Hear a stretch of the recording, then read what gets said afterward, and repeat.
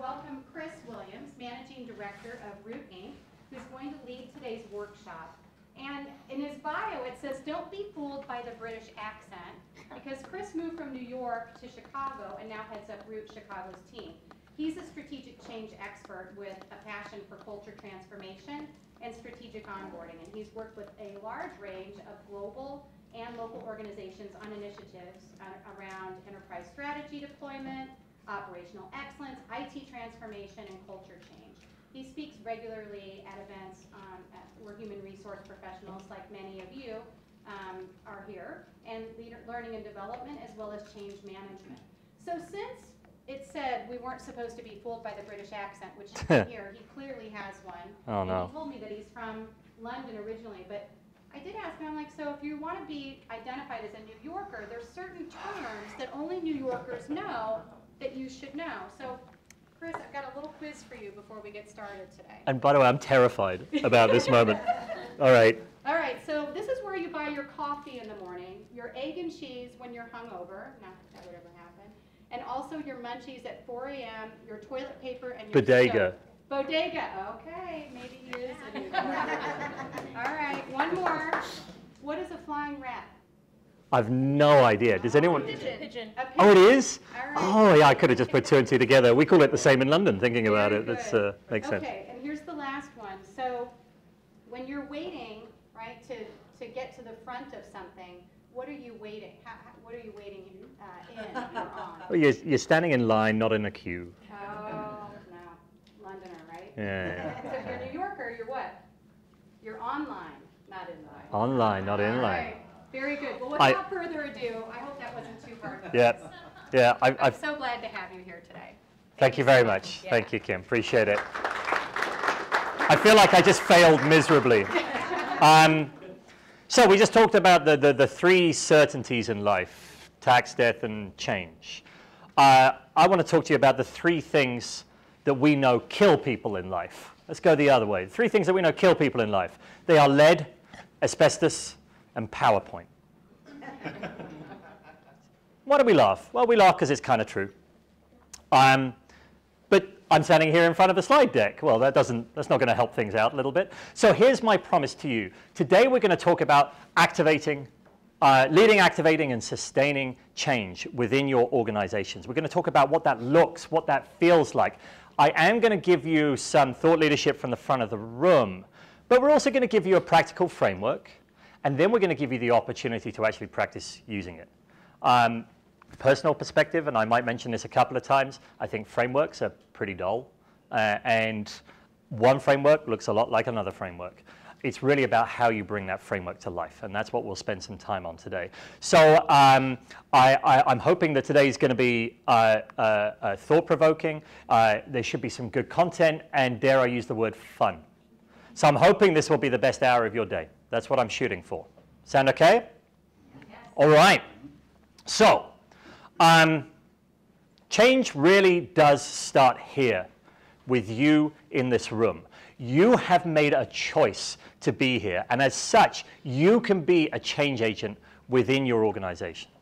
And when we think about change, we've got these little bold notes for you out here. And the first thing that I want you to do is and we're going to use this and keep on coming back to it today, I want you to find one of the blank notes pages within this book. And I want you to write down a change that you are connected to at the moment. So, what do I mean? It might be a large organizational change that your company's going through. It might be something that you actually have a part in. So we have a part in communicating that change, or we have a part in engaging our people in that change. It might be, I know some of you might be on a consultant side, or you might be between roles, thinking about maybe a change that you're looking outside in that you're interested in. And we're going to use this as a reference point moving forward. So just take 30 seconds to jot down a change that you are working on.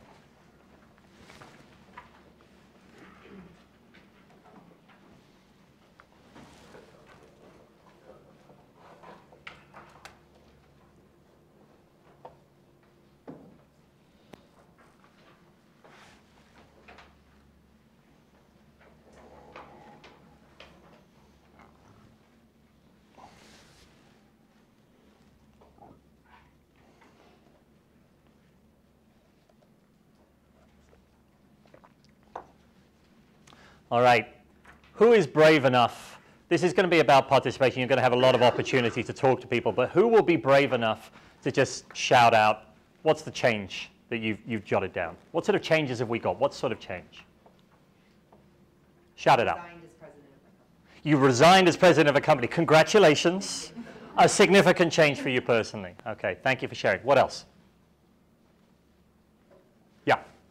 Changing from a manual onboarding process to an automatic or electronic process. All right, so from manual, so okay. So pretty significant change, a structural change that will mean big behavioral change for people. Thank you. What else? A couple more. We're Yeah. moving to a new geographic region. Moving to a new geographic region. So entering a new market? Fantastic, thank you. Building a strategy for professional association. Right, wow, okay. Building a strategy for professional organization. We may have talked about this, yes. Yeah. All right, lovely. Changing board culture. Changing board culture, always one of the hardest cultures to change. Okay, fabulous. And yeah. Hi, I'm part of the new talent platform, and it's a disruptive technology. It's an AI technology to help eliminate diversity bias in the traditional hiring process. Wow. Okay. Very cool stuff. All right. So plenty to chew on, and hopefully that might give you an opportunity to kind of ask a couple more questions about that with people around your table. And so we're going to come back to this a little later when we start deploying a framework. But first, let's start talking about this shocking swear word that we hear in our organizations time and time again. Of course, that word is change. So it is often seen as this swear word. You know, change is happening on a larger scale, faster and more frequently than ever before, and our people are drowning. They feel exhausted. We start using words and terms like change fatigue, and then we stand at the front of the room and we say, change has never happened so fast before, and it'll never be this slow again. And the employees are saying, are you kidding me? This is my life now? And if you think about it from an employee perspective, the gap between leaders and employees is growing more and more. It's getting more and more significant. And the reason for that is the employees are looking at leaders and saying, our leaders they lack empathy. They lack an understanding of what it actually takes to drive change within our organization. And from a leadership perspective, change can often look a little something like this. So, we have an issue, we have a problem, or we have an opportunity. We know where it is that we want to go to, and here's our strategy, and it goes from A to B in a straight line. So how often does change happen like this? Never? Zero. Zero. Okay. Correct answer. In fact, change happens a lot more like this.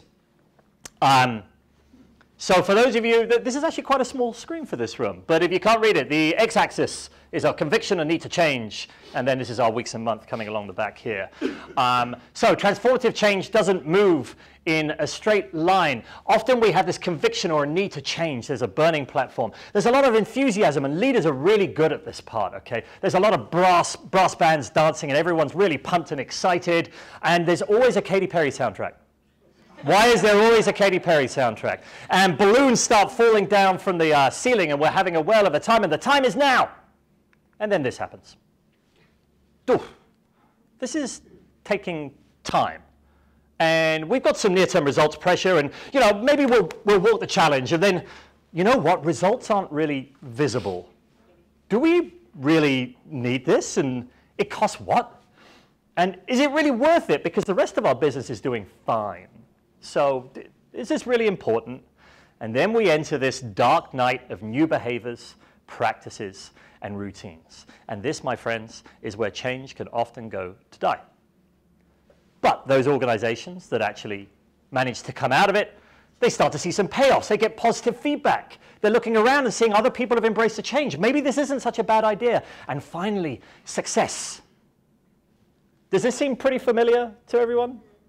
I actually tried to map out like 3 significant changes I've been through in my organization. I was like, damn, it's pretty much that exact line, right? But it's exhausting, but this is what change looks like.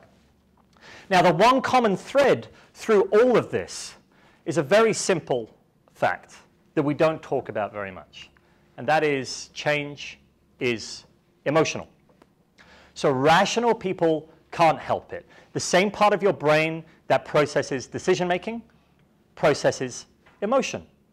And that's why it can be very hard for people to actually take on board rational calls to action, or seemingly rational calls to action from our perspective, and they get blocked by the emotions that we face. And the challenge from a leadership perspective is leaders often think that driving change looks something more like this. Okay. And the challenge is you cannot tell people to think, act, or feel differently. You can't didactically force people to change how they feel. The old school of leadership, we are going to lead through facts, fear, and force. It doesn't really work like that. And when we do lead this way, it often results in something like this. Who am I? I'm that skeptical guy in your organization. You know, the one that says things like, oh great, another wonderful idea from corporate. Sarcasm is my weapon of choice. Eye rolls are my defining characteristic. I can take an entire team down in minutes flat. But honestly, can you blame me? I've been here for decades and endured the strategy of the moment. The one that will change everything. I've never seen one stick. In fact, there's all this excitement about it for a day, and then everyone forgets and moves on. Beyond the initial rah-rah, next, we don't remember. We count on others to implement. No one has ever involved me, asked my opinion, or shown me the map. I am just one in your organization. Give me a few minutes, and I have the power to help or derail. So who's met a version of that guy before? Most of us. Who's been a version of this guy before? I have. Right? Yeah. Thank you for being honest. I appreciate it. All right. So that's pretty powerful stuff, isn't it? I have the power to help or derail everything. That's pretty astonishing. And if that's one person, that's one thing. Now, if you multiply that by 10, by 20, by 100, then you start to understand why people are so, why we struggle to actually break down resistance within an organization. And resistance can look very, very different depending on where you sit within the organization. And believe me, there's resistance at the board level. And it looks very different to what it does at a leadership level, looks very different to what it does at a manager level, looks very different to what it does at an individual level. There's one myth I want to dispel before I move on. We often talk about change, and who's heard this expression? People don't like change. We heard that? All right. I'm here to tell you today, it's not true. It's totally not true. The correct line is people don't like being changed by other people. Okay. So think about that. People don't like being changed by other people. It doesn't matter if you're a leader within an organization. It doesn't matter whether you're a frontline manager. It doesn't matter whether you're an individual contributor. People don't like being changed by other people. This is why we get change resistance. So how do you actually navigate that to drive change? Let's start kind of big, and then we're going to focus on one specific area. So when we think about driving transformational change, I want you to think about it in 3 buckets, and then we're going to go granular. Define your future, build an organizational movement, create lasting change. Define your future. There's a crazy stat that 53% of executives don't believe in their own strategy. 53% of executives don't believe in their own strategy. So why is that? Shout it out. Why might leaders not believe in their own strategy? Yep. Because it was handed down from someone else. All right, so McKinsey, Bain, Deloitte, BCG, whoever it might be, or a subsection of the leadership team are the people who actually put it together. They maybe didn't actually have that input. Wonderful. Thank you very much. Anything else? Why else might this be? It may have just not really been well thought out. It may have not been thought out in the process, or maybe just not consulted. Absolutely. So in our experience, oftentimes leaders aren't necessarily contributing to the strategy themselves. They're often given the strategy. But there's a big challenge within leadership teams in that they struggle to tell the truth around the table.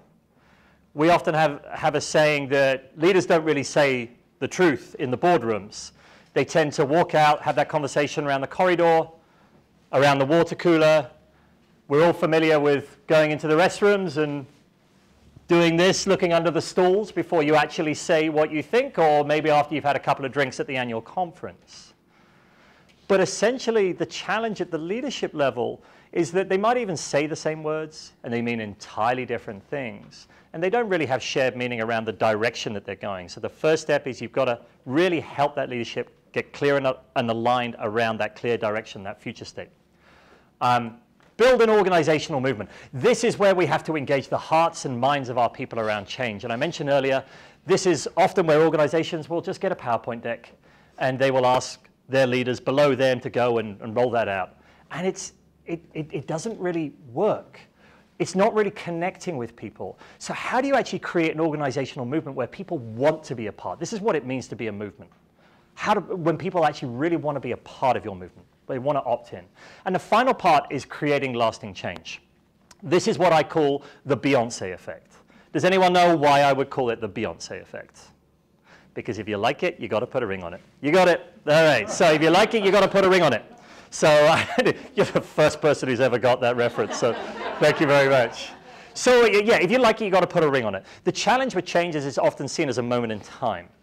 When realistically speaking, especially if we're evolving cultures, culture is not a one and done. It's not something that we roll out in a few months and then forget about. It's how do we do this over time? We talk about changing the culture at a board level. It's exactly the same. These things don't happen overnight. So we have to have a plan for how we create lasting change. Now, this is boiling the ocean. We are not going to boil the ocean today. We're going to focus very specifically on how you create an organizational movement. So a good place to start is, well, let's define movement. You are the closest person to the screen. Could I ask a favor? Yes. Could you read this out? Oh, you've got a big booming voice as well. So this is perfect. Could you read this out, please? A series of organized activities working toward an objective, an organized effort to promote or attain an end. All right. So fabulous. I love the way your voice carries. That is the driest definition ever, isn't it, right?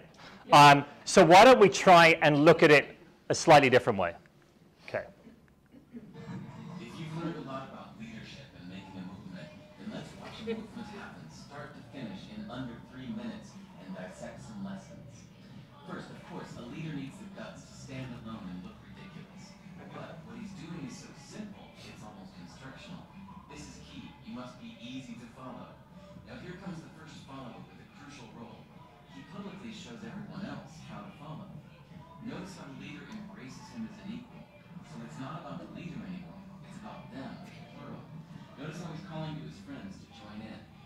It takes guts to be a first follower. You stand out and you create ridicule of yourself. Being a first follower is an underappreciated form of leadership. The first follower transforms a lone nut into a leader. If the leader is the flint, the first follower is the spark that really makes the fire. Now here's the second follower. This is a turning point. It's proof the first has done well. Now it's not a lone nut and it's not two nuts. 3 is a crowd and the crowd is news. A movement must be public. Make sure outsiders see more than just the leader. Everyone needs to see the followers because new followers emulate followers, not the leader. Now here come 2 more people, then 3 more immediately. Now we've got momentum. This is the tipping point and now we have a movement. As more people jump in, it's no longer risky. If they were on the fence before, there's no reason not to join in now. They won't stand out, they won't be ridiculed, and they will be part of the in crowd if they hurry. But over the next minute, you'll see the rest who prefer to stay part of the crowd, because eventually they'd be ridiculed for not joining. And ladies and gentlemen, that is how a movement is made. So let's recap what we've learned. If you are a version of the shirtless dancing guy, all alone, remember the importance of nurturing your first few followers as equals, making everything clearly about the movement, not you. Be public, be easy to follow. But the biggest lesson here, did you catch it? Leadership is overglorified. Yes, it started with the shirtless guy, and he'll get all the credit, but you saw what really happened. It was the first phone that transformed a lone nut into a leader. There's no movement without the first follow. See, we're told that we all need to be leaders, but that would be really ineffective. The best way to make a movement, if you really care, is to courageously follow and show others how to follow. When you find a lone nut doing something great, have the guts to be the first person to stand up and join in.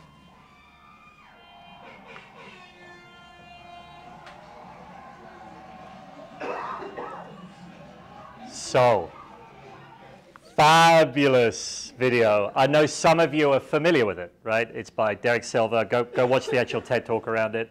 But that's how you create an organizational movement, a cultural movement. So let's see who's paying attention. What were some of the key lessons from that? The first follower is critical. First follower is critical. It's not about the leader. It's about that broader leadership advocacy, that first follower. Okay. Anything else that jumps out at you? Patience and perseverance with knowing that eventually the right things should happen. All right. So maybe patience and but I really like that. It's a process. That might have happened really quickly. It's still a process. It still happens over. And then in that window where he was alone, there's some nervousness and anxiety. Yeah.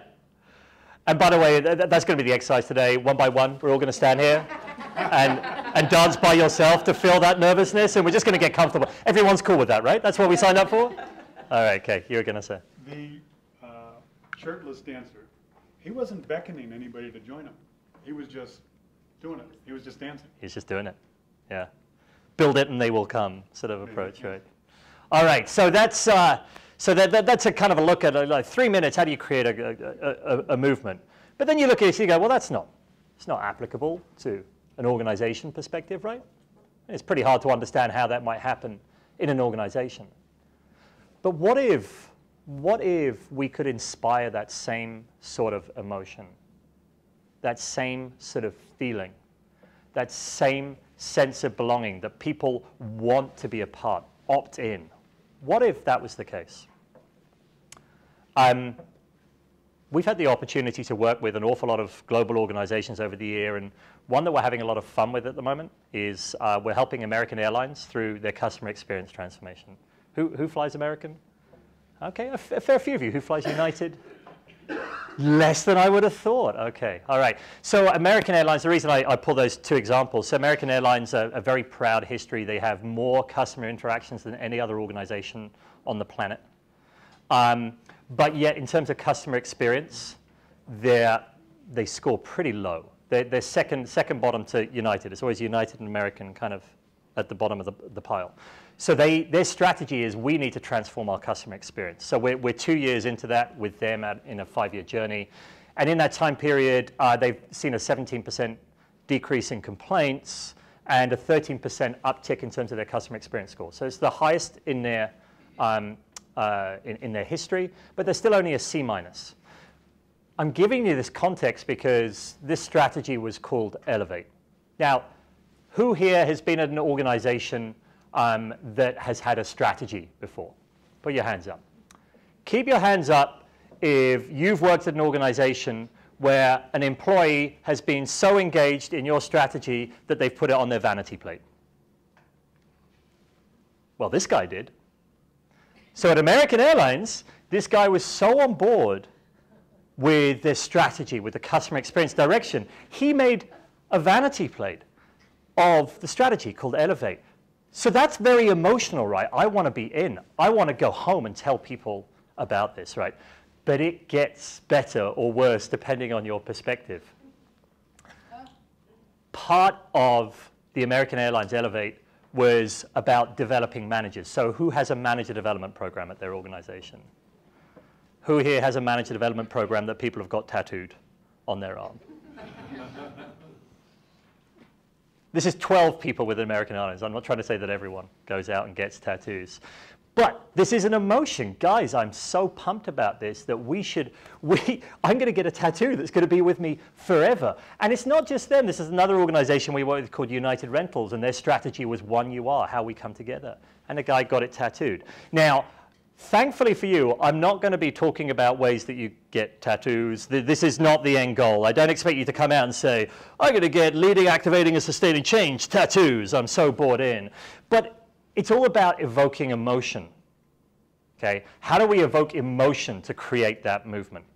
And you can't evoke emotion without telling great stories.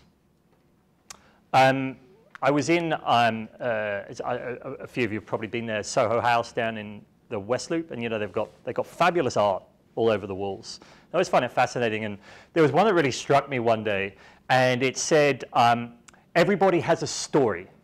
Some people just suck at telling stories. That was the whole artwork. And initially I looked at it, I was like, yeah, I've got some friends like that. Yeah, that's funny. And then I thought about it again, and I said, actually, every organization has a story. It's just that some organizations suck at telling their story. So we want to engage and mobilize people around this compelling story about our marketplace, but yet we fall flat. We don't tell it in a way that's compelling, that really engages the hearts and minds. And the best way to actually tell stories within organizations is to use 3 core elements. The first is visualization. So why do we use visualization? Well, people process visuals 60,000 times quicker than words. I'm not trying to say that everyone are visual learners. They're not. It's just a fact, 60,000 times quicker than words. And when we use visualization, it means that we're not just saying the same words, we mean the same thing. So, humor me a second. I want everyone to close their eyes, and I'm going to say a word, and then I'm going to ask you what you actually saw. So close your eyes. The word is bear. Open your eyes. I'm not going to repeat it. What did you see? Start shouting it out. What did you see in your head? Grizzly bear. You saw a grizzly bear. What was he? Angry? He was foraging? What's he doing? He was somewhat angry, standing up. So, somewhat angry. He's thinking about attacking you. Okay, what do you say? A bear. What sort of bear? No specific fact. You saw a cartoon bear. What did other people see? Shout it out. Naked person. You saw a naked person. I'm so glad that someone actually tells the truth. Yes. Well done. You saw a bare naked person. Okay, what did anyone else see? Shout it out. I want 1 or 2 more. A brown bear. Foraging, angry? Standing up. Oh, he's angry. Okay. All right. So imagine bear is our strategy. So let's go execute on that. Let's go and execute on that naked, grizzly, brown cartoon bear. That's pretty tough, right? But if we're actually able to visualize it and ensure that everyone says the same thing and they mean the same thing. So visualization means very quick and consistent understanding. The second is discovery-based learning. Are there people here who travel for work? Curious? Yep. So when you get on a plane, I don't know if you do what I do. I'm a big Sudoku fan. But is anyone a Sudoku or a crossword fan? You're a Sudoku fan? Or, It bums me out when it's done already. oh, you stole my line. All right. So, no, it's good. This is good. This is where I'm going. So I'm going to pick on you. I hope that's all right. So what do you do when you pick up the magazine, you open it, and it's already filled out? What do you do? If someone's next to me, I'm really disappointed. If not, I'll go take that one. Oh, okay, right. So why don't you study it? Why don't you study the filled-in Sudoku puzzle? It's not fun, right? You want to be a part and you want to do it. It's a bit like reading a novel. So the question for all of you is, when you read a novel, do you start at the beginning or the back? Seriously. There's normally one who actually starts. Are you that one person who starts at the back? There you go. Thank you, sir. I appreciate it. It's true. I think the majority of people like to start the book at the beginning. But normally in a room of this sort of size, there's one person who actually likes to find out. You like to find out who done it first? Is this worth my investment in time? Get the conclusion, then fill in. Right. All right. So the majority of people want to go on that voyage of discovery. Okay? They want to be involved in it. Yet in business, what we do is we give them filled-in Sudoku puzzles, or we tell them who done it, and then we ask them to be engaged. It's not very effective. Someone actually told me the twist in The Sixth Sense, the film, before I went to see it. How fun was that film for me? It wasn't very, right? So we need to be able to take our people on a voyage of discovery, okay? Where they're able to discover for themselves how they connect and contribute to the strategy. And then the third part is interaction. We're all familiar with this, right? If you really want people to understand it, they've got to be involved in it. They've got to get their hands on it. And that's how you actually get engagement. That's how you drive engagement. That is how you do great storytelling. All right. So let's start talking about how do we build organizational movements ourselves. In your Bold Notes book, you have a page that says activating a movement. So when you think about creating a movement of any kind, we find that there are some foundational questions that you can start with that actually help ensure that you know how to create a movement or whether you should be creating a movement. Those questions are, what is the current state that you are creating a reaction to? Why are the conditions right for this movement to begin? What is the purpose of this movement? And who is involved? So think about it. We're building a framework for our story. So I just want you to take 2 minutes. You don't have to write long essays, but a couple of bullets in each. Just take a couple of minutes to write those down.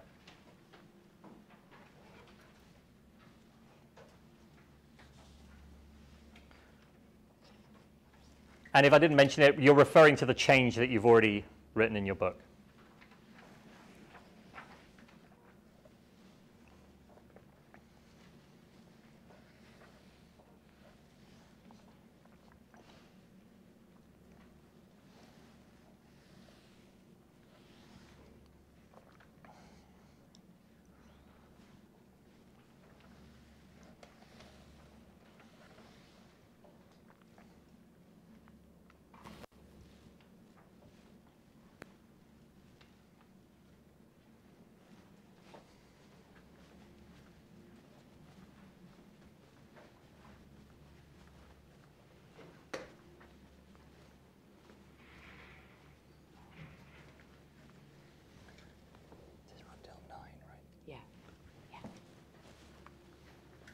All right. So is anyone feeling brave and wouldn't mind sharing kind of a couple of thoughts that they put down here? So what is the current state you're creating a reaction to? Why are the conditions right? What is the purpose? And who is involved? Any brave souls out there? Thank you, sir. And your name is Robert. Thank you, Robert. Appreciate it. So what's the change that you're looking at firstly?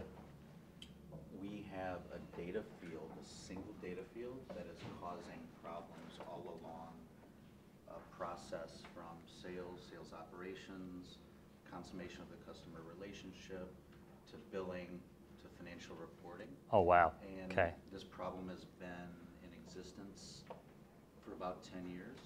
And so every now and then there's an attempt to fix it. Yeah. And I think the time is right for us to do it the right way.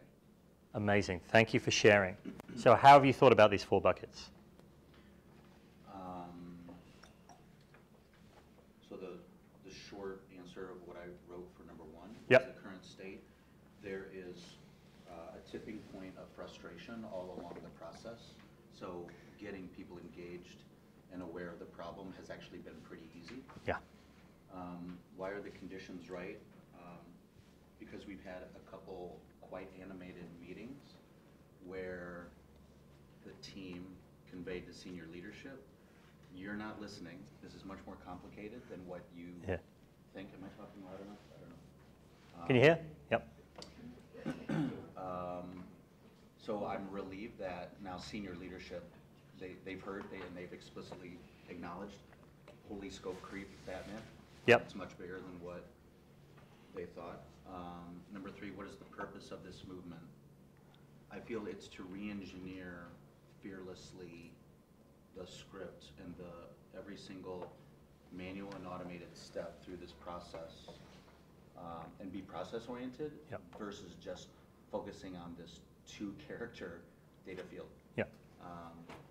And who's involved? It's 1 or 2 people involved all along the process of kind of the opportunity in the sales pipeline down to allocating where this deal, where we've sold something, how it gets financially reported, Yeah. to which line of business, that sort of thing. Fantastic. Thank you so much for sharing. Can you have a round of applause, like for putting it out there? I appreciate that. And I love it. I was thinking, why are the conditions right for this movement to begin? The conditions have been right for 10 years. You know, this is a long time coming, right? Fabulous. All right, so think about this as foundational. This is you building your story. But let's go back to this change curve. So this is a little messy, right? You know, it's kind of fun, but it's a little messy. So let's standardize it. We're all familiar with some kind of Kubler-Ross style change curve. Emotional reaction to change. Energized, it's okay. What the hell is going on? Who's doing this to me? And then over time. And of course, what we're really trying to do is we're trying to do this. We are trying to decrease the undulations. I feel like the British people say undulating hills a lot. I have no idea why. Anyway, so we're trying to manage expectations, lower that anticipated dip to get the results that we need. This is normally kind of as far as you go. What we're going to go to now is, all right, well, how do you actually do it? Yeah. Next question. So oftentimes organizations will bundle cost transformation with organizational change and some sort of creating a new vision for a company, and as part of that, they do redundancies as well. Yep. Right? How do you see that change the motivation or folks' willingness to change or want to change when you essentially started creating redundancies in the company while also saying we're going to build this new fabulous company? Yeah. So it's a tough one. It's a balance. I'm not going to lie. There's no easy way to make redundancies that don't just hurt the person who's being made redundant, but hurts people who are actually at that organization as well. I ask as we're going through it. Yeah, We're in the middle of a $62 billion acquisition. Yep. We've said we're closing our Chicago office. We're Yep. moving everyone to Boston. And we're doing a 8 to 10% workforce layoff off the new company. Yeah, so it's obviously significant. And honestly, I think you and I can sit down and spend significant time over it. But it's going to happen. This change is going to happen, whatever. So think about yourself. If this change was happening to you, how would you want to be treated?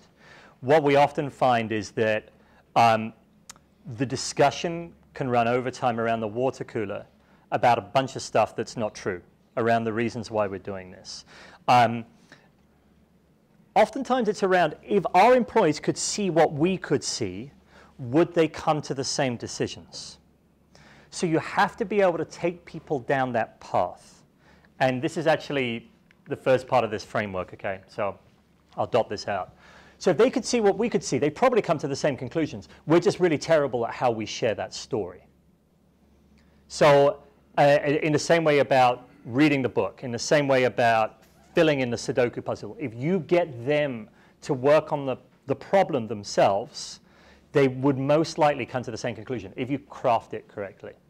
So I can chat on, I can show you examples of that if that helps, but happy to share. By the way, this is not rocket science, right?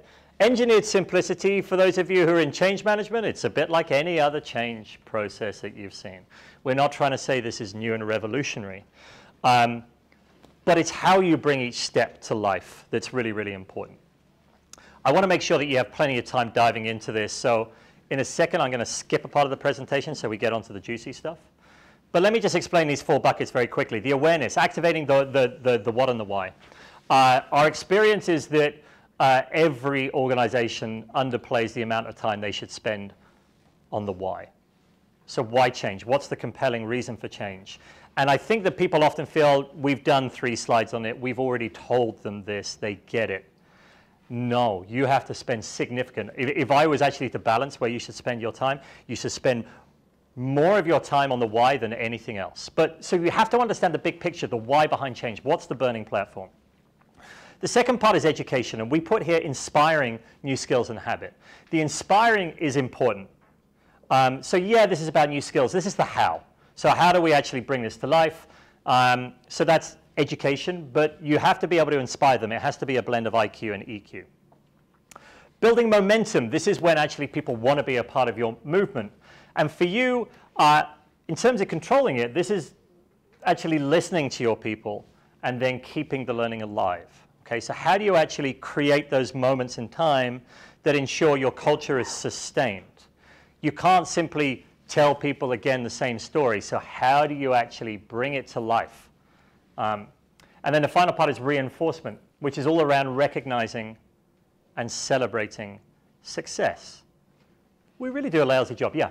And this would be also cyclical, right? Because this is not linear. So if you're in a place for 5 years, Yeah. it can be overwhelming to think on day 1 where you're going to be on year 5. Yep. Unless you have reinforced, all these things happening Yep. in a cycle. So, I'm really glad you brought it up. Imagine these are 4 cylinders that are firing at the same time. And every person is in a different stage of that journey. So, it's both micro and macro. We need to think about your employee group in different audiences. And you need to think about your new hires differently from your tenured employees and so on and so forth. So, yes, absolutely right. It feels a lot if it's like one linear journey. You're going, you're kidding me, it's 5 years to get to there. It shouldn't look and feel like that. C-suite level people think, once I get to reinforcement, thank God I'm done. And you can't do that, because then all that work is for naught. Yeah. It's going to go like this. You reckon C-suite leaders get to reinforcement and say, thank God we're done? I think they get to about here and say, I think we're done. Yeah. You know, it's interesting. So we've been in business for 25 years, and we actually started off life very much in this bucket. And people used to come to us because we had a very visual and interactive way to engage people in a strategy. But it would be like 90 moments in time. And then 6 months later, they come back to us and say, well, it didn't work. We go, what do you mean?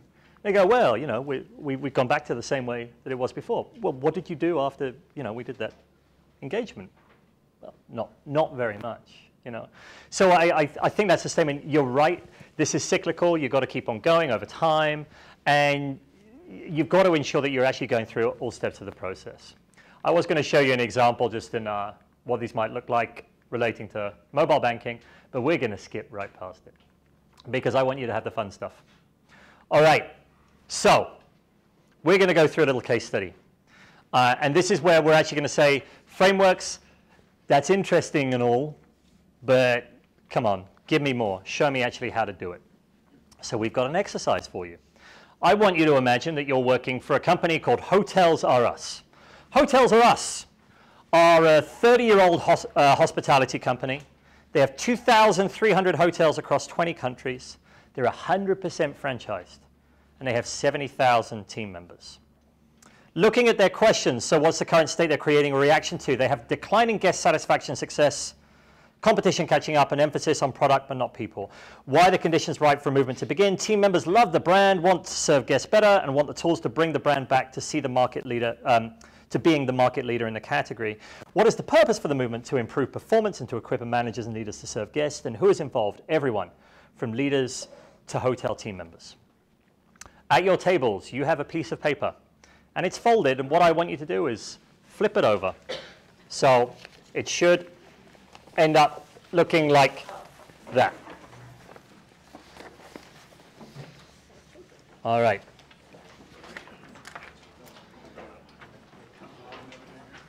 At each of your tables, you also have this one card that says guidelines. Let me read it out to you. It says you have 20 minutes to complete the exercise. Actually, we're going to do this in about 10, okay? 10 minutes to do the exercise. You have a budget, and let me explain this. You have a set of cards at your table. The cards represent all the types of activities that you can do to bring each step of this process to life. So these are tools and techniques that you can actually use to bring each of these steps to life. But you have, and your job is to work out, based on this case study, so how do we do this? What do we want to leverage? What are the different tools, techniques that we can use to leverage that, okay? But there is a but. The but is, hey, we're in the real world, so you have budget restrictions. So you can only use 3 cards in each column. So what I would recommend is that you go through each of those cards together, and you'd map out where you think they go and start pulling cards away. Use the case study to inform your decisions. And there are blank cards as well. You should have blank cards. So if you think of things that aren't there that you'd like to see, you add those as well. All right. Everyone clear? You have a guidelines card on your table. You have the instructions there. And action.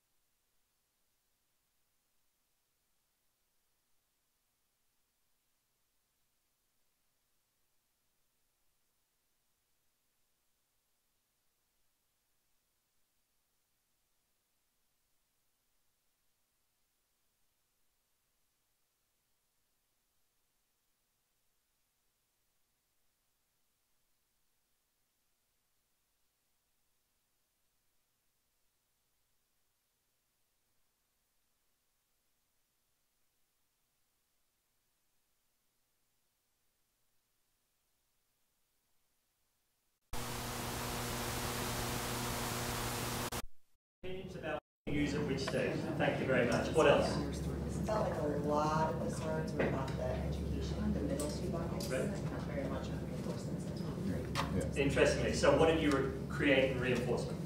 Actually creating some metrics so we know did we get there or not, and sort of accountability and success of I love it.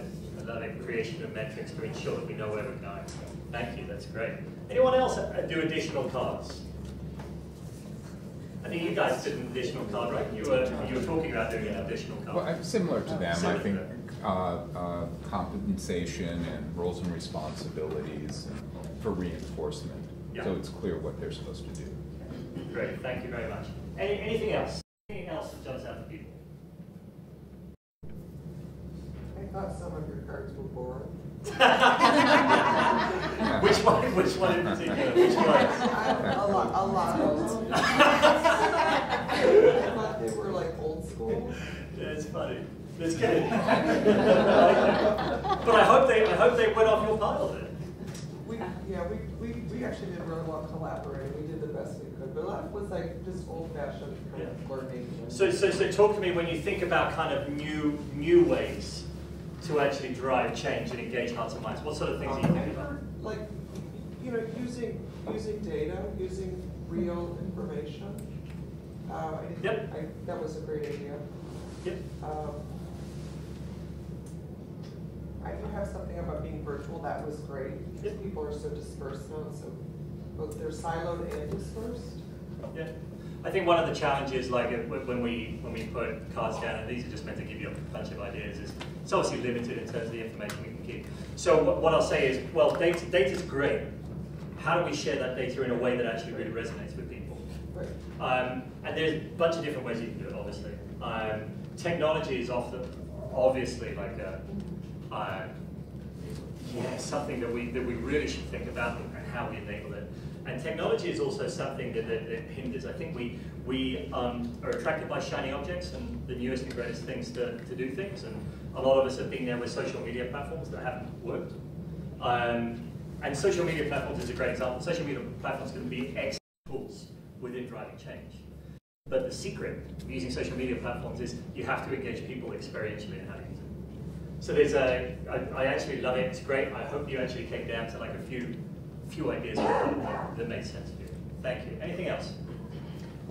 Yeah. Question, and it's probably a topic for a longer conversation. We're assuming the change is good, and there's no ethics involved, that it's good for everyone, it's good for the company, good for the employees. That makes a big difference, and we really haven't touched on that. Yes, so this one in particular is a customer experience story. How do we elevate the customer experience, right? And there's positive intent. Not all stories are that positive. So, yep, this is one case study where there is positive intent. But how would you use the same sort of methodology, the same sort of structure, the same sort of tools that actually help people understand the what, the why, and the how? How do we have those honest and open conversations, etc. It's a good point, and it's a very long conversation. Yeah. One that we can look at. All right, so. Surprise, the case study you just completed is actually a real case study. It's the culture movement, it's the journey of Hamptonality. The Root has partnered over the past 5 or so years with Hampton to unleash. So as you likely just discovered through the activity, there's really no one way to bring a culture movement to life. A culture movement is fluid because it's about human beings, and human beings aren't linear. So let's take a look at the Hamptonality culture movement. Awareness, that's helping all 70,000 team members around the world understand the what and why of Hamptonality and each of their role in bringing it to life. Moving to education, Hampton and Root have partnered to create a robust e-learning curriculum based on different roles in the hotels, so that really they are reaching people where they are, which is a key component of the culture movement for Hampton. Momentum has been very fun at Hampton, so for that we've done Fact Packed. There are a few demonstrations of on the bus, as well as different kinds of huddles and things that managers and team members can implement very quickly inside of their hotels and do in the right way that works for them in their hotel, in their market, for their team. And then the fourth phase that you've talked about is reinforcement. Really creating a peer-to-peer network by sharing with each other how they're living it, what they're doing, and how they're using culture, and in their case, service, to enhance their business to increase performance and also to increase guest satisfaction. So if you're interested in learning more about the Hampton Culture Movement, ask any of the other Rootsters on the bus with you. Thank you for being on the Root Bus, and good luck in creating change and activating culture movements in your organization. So if you're wondering why she's not talking about a bus, we actually decked out a beautiful, cool bus during the summer, and we went around the country providing workshops. It was kind of fun, but a little crazy. But anyway, so real case story, Hampton Hotels. By the way, they were voted the top franchise organization in the globe 4 out of the last 5 years, and they do it all through culture. So this is the kind of framework that they use to actually bring that to life. Anyone now get exactly the same as they did in terms of the structure? I wouldn't have thought so, right? For me, I would never have thought using that case study that it was about a Big Bang event up front. Never would have thought that. But for them, it was really about engaging the hearts and minds of their managers. You mentioned the managers, right? Managers being the linchpins. So the people who can either make change or break it at that manager level. So that's a kind of framework to think about. This is how Hampton went through it. I'm happy to share this afterwards. I do want to be respectful of your time. But I would encourage you, we've actually got this framework within your books. I'd encourage you to start thinking about that. Okay, what are we doing in each of these buckets to really bring change to life in a way that engages the hearts and minds of our people? So that's it. Thank you. You know what's weird? Day by day, nothing seems to change, but pretty soon, everything's different. I'll just leave you with this. Hey, I just met you. This is crazy. But here's my number, so call me. Let's give Chris a big round of applause.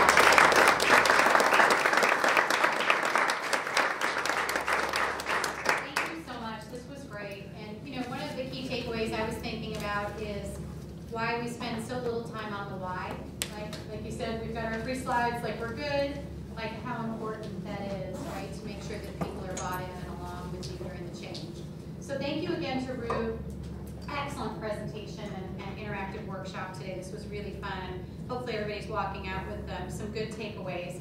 I wanted to let you know about our next event. So Talent Development Forum is hosting an event on November 15th at Accenture, and the Chicago Apprentice Network will be presenting. It'll be a panel discussion. The Chicago Apprentice Network, is anyone in here familiar with what they do? Right, okay. So it's in conjunction with the City Schools of Chicago, and it's like a mentorship, sort of internship program where students are working with organizations while they're in school and learning, and then ultimately it turns into a real job for them. So a great investment in the community. Anything you would add on to that? It's funny because it's actually modeled after an old program, so it's like what goes around comes around. Obviously in Europe and Germany they have formal apprentice programs. But I highly encourage everyone to come. It's really eye-opening and it's very exciting. Awesome. And it can be translated into all sorts of internship ideas and work-based learning ideas, and it's about diversity and inclusion and actually a part of it. I'm glad you brought it up. Great. Great. Well, thank you. So that event is November 15th, and you will get more information on that in the future. So thank you so much to the Executives Club team for another great event, and thank you to DePaul for sponsoring our venue today. So I will close today's session. Please go out and have a great rest of the week. Thank you.